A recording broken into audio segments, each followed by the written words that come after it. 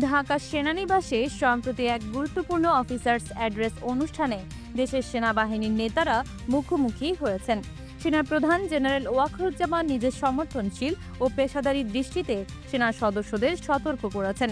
তিনি জানিয়েছেন, নির্বাচনী প্রস্তুতির সময় সামাজিক যোগাযোগ মাধ্যমে অপপ্রচার ও মিথ্যা তথ্য ছড়ানো বেড়েছে। এমনকি কখনো কখনো সেনা সদস্যদের নাম ব্যবহার করে মিথ্যা প্রচার চালানো হচ্ছে।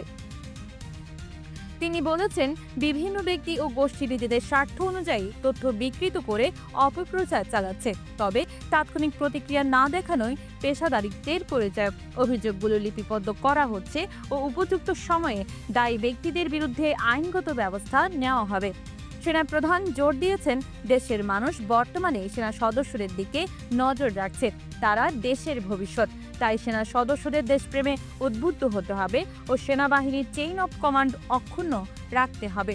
তিনি আরও সতর্ক করেছেন, সেনা সদস্যদের দ্বারা সংগঠিত অপরাধমূলক কর্মকাণ্ড ও সামাজিক মাধ্যমে ছড়ানো মিথ্যা তথ্য নিয়েও যথাযথ পদক্ষেপ নেওয়া হবে। সেনা আইন ও প্রথা অনুযায়ী অপরাধের বিচার করা হবে। তবে অপ্রতুল প্রমাণের ভিত্তিতে দ্রুত বিচার করলে ভুলের আশঙ্কা থাকে। তাই প্রমাণ সংগ্রহ ও যথাযথ তদন্তের মাধ্যমে সব অভিযোগের বিচার নিশ্চিত করতে হবে। জাতীয় নির্বাচন প্রসঙ্গে তিনি বলেছেন, নির্বাচনের তারিখ ইতিমধ্যে ঘোষিত। সরকার নির্বাচনের সুষ্ঠু ও স্বচ্ছ আয়োজন নিশ্চিত করতে প্রতিশ্রুতিবদ্ধ। সকল সেনা সদস্যকে আইন অনুযায়ী নিরপেক্ষভাবে দায়িত্ব পালনের জন্য প্রস্তুত হতে হবে। তিনি হাইলাইট করেছেন, দেশের ও বিদেশের বিভিন্ন মহল সামাজিক যোগাযোগ মাধ্যমে মিস ইনফরমেশন ও ডিসইনফরমেশন ছড়াচ্ছে।